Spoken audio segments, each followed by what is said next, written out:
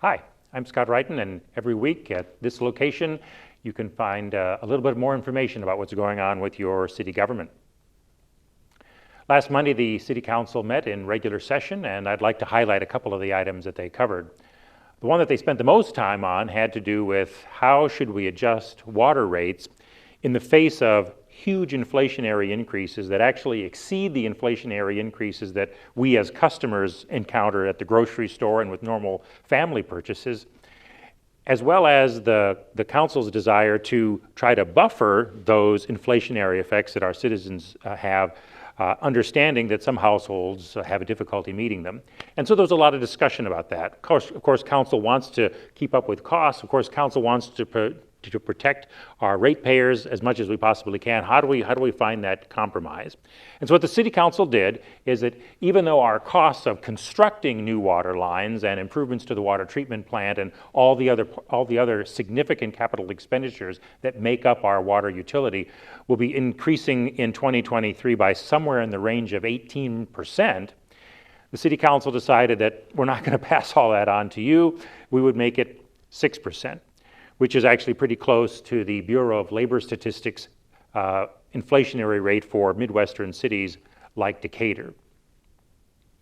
They also made some adjustments at the previous meeting in sewer rates, and when you combine the sewer rate and the water rate increases, we've calculated that the average rate for the average single-family residence to be about $2 per month. Now that's everything that's in the bill. That's not just the water portion of it. So that was the middle road, that was the compromise that the city settled on to keep up with our costs so that we can continue to invest in our water system and use that improved water system to attract new businesses, and it has been a factor in the attraction of new businesses, but still protect our residents going forward.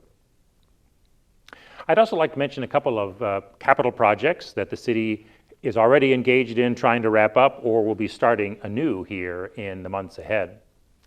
As you perhaps know, we've been building fire stations over the last several years, and we've completed 2 of them.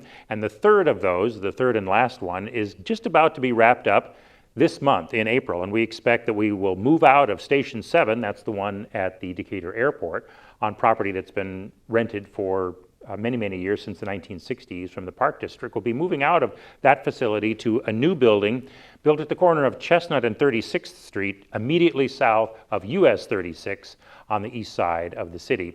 And that station will be the primary service provider for our residents and property owners and businesses that are east of Lake Decatur. There have been some delays in that project, but I think that the project, and we'll have an open house in a couple of months. We've done that for Station 3 and Station 5 because we certainly want to show off the investment that the mayor and city council have made in the future of the buildings and equipment that our fire department uses.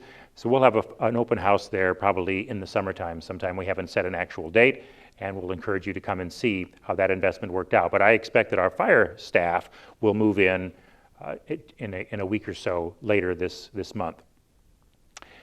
At the last City Council meeting, they also took action to enter into architectural and engineering contract to make some improvements to the public library building there on Franklin Street, and to make some improvements to the Civic Center. I'll mention the library ones first. The library, and for those of you who are long-term residents of Decatur, you know that's the original Sears building that was built there in 1968. Sears built a solid building, and it's in good shape, and it's certainly our plan to continue to use that building for the library as well as some other city functions for a lot longer period of time. But even though it was a good solid building, any building requires maintenance from time to time in order to make sure that we can get many more productive years out of it without having to go somewhere else and build a new building. And so it needs a new roof, it needs a new chiller. There's some problems with some of the retaining walls out in the property that are near the building, and some other improvements like that. And so that's a part of one of our capital projects this year. Making sure that building stays up to date is important to us. One of the other buildings we need to make some improvements to, because it's also been around and been used for several decades, is the Decatur Civic Center, where city offices are located. The Civic Center was built in 1979 and 1980 at its location, and it's in good shape, but it's to some extent it's somewhat what I'll call functionally obsolete. The when it was built in 79 and 80, it didn't anticipate some of the security issues we face now. It didn't anticipate some of the demands for public meeting space that we experience now and that the Civic Center staff tries to manage now. And so over the next couple of years, the city will be examining and working with the Civic Center Authority to figure out ways we can get some more meeting rooms in here, but also tighten up the security of the building because it's somewhat vulnerable now. And so we'll be bringing in a security consultant and making this space safer for the people not only who work here, but also who come here to attend public meetings and public events.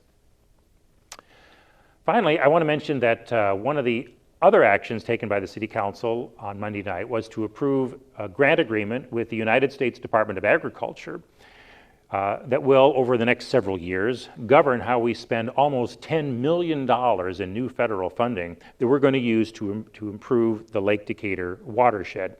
Now, in previous videos, you've heard me talk a little bit about how important it is to invest and reinvest in the Lake Decatur watershed, because if we don't, then decades into the future, the city might be faced with another very expensive dredging project. If we can manage our watershed more effectively in the lake's second century than we did in the first century by working with farmers to reduce the amount of runoff and erosion and siltation that goes into the lake, by making sure that the edges of the lake and properties that are within the first 1,000 feet from the lake's edge have erosion protections, then we can make a significant dent in the amount of silt and dirt that falls into the lake.